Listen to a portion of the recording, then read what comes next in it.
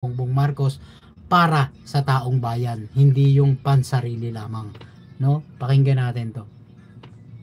Ang tao kung ano talaga ang pangyayari sa loob ng pamahalaan.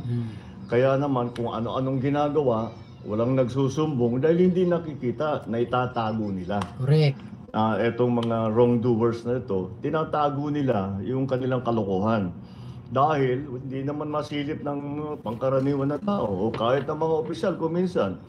Maalala ninyo, there was a case that a governor wanted to inspect a flood control project. Yung kontratista ayaw papasukin yung governor doon sa mismong may pulis pa silang kasama. Pinigilan yung governor. That's how bad all of the transparency situation was. Kaya tayo nandito ngayon upang i-roll out, let me use that word, or the DPWH Transparency Portal. Ito ay isang sistema na ating binuo upang kahit sino, hindi kailangan opisyal, kahit sino na kung nais nilang maghanap ng impormasyon tungkol sa isang project, tungkol sa project doon sa kanilang lugar, ay maaari nilang gawin. Kaya ito po, yan yung that is the title page. And let us use, namili kami para madaling pag-demonstrate, namili kami ng halimbawa, itong Eliseo Trinidad Access Bridge Project sa Pampanga River. Kung titignan ninyo, gamitin nyo yung search bar, makikita ninyo agad sa portal ang implementing office, ang contractor, ang halaga ng proyekto, ang accomplishment, completion date, at yung report. At agad-agad, kung meron kayong tanong, may issue tungkol sa proyektong yan, pwede niyong pindutin ang report. Yan. Kung saan maaari ninyong itag. Biruin mo mga kababayan, di ba? Ito logic na lang to mga kababayan. Ma'am Pia, hello po sa inyo. Welcome ulit sa akin channel. Ito, logic na lang mga kababayan. Yung transparency, accountability na hinahanap ng taong bayan, di ba? Na kay Pangulong Bongbong Marcos. Ito, no? Isisiwalat ba ito ni PBBM? Tingnan niyo ito yung sumbong sa Pangulo. Di ba?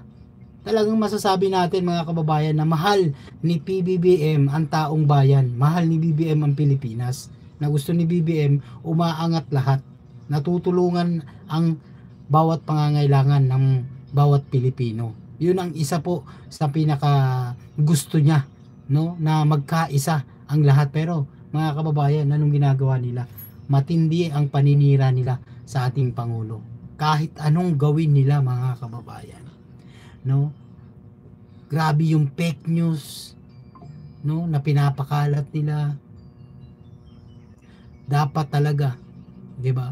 Hindi sinusukuan ng Pangulong Bongbong Marcos at bigyan panaway ng kalakasan ang ating pangulo, no? At syempre yung mga loyalista, mga solid BBM, huwag kayong bibitaw, no? Ngayon tayo kailangan ni BBM, no? Alam natin kung ano po yung pagod, hirap, sakripisyo ng Pangulong Bongbong Marcos. Alam niyo po 'yan mga kababayan ko. 'Di ba? Kahit kapatid, sinisiraan siya. No? Ano sabi ni BBM? Di ba? Parang hindi yan ang kapatid ko. Di ba? Sinabi niya yon, di ba? Yan ang isa sa masakit mga kababayan. Kaya kahit nga tayong hindi kapatid, pinagtatanggol natin si BBM, di ba? Oh. Pero ang kapatid hindi niya magawa. Pero mga kababayan ko, ginagabayan, naniniwala ako ginagabayan si BBM ng Panginoon at saka ng kanyang tatay. Grabe yung mga pagsubok ni BBM, di ba? Sobra. Kahit anong sakripisyo niya mga kababayan ko. Sakripisyo, hirap, pagod, hindi ito nakikita ng iilang mga bumabati ko sa kanya. Di ba? Kaya sana wag tayo basta-basta naniniwala, lalo na panawagan natin sa ating mga kababayan. Panoorin natin, no?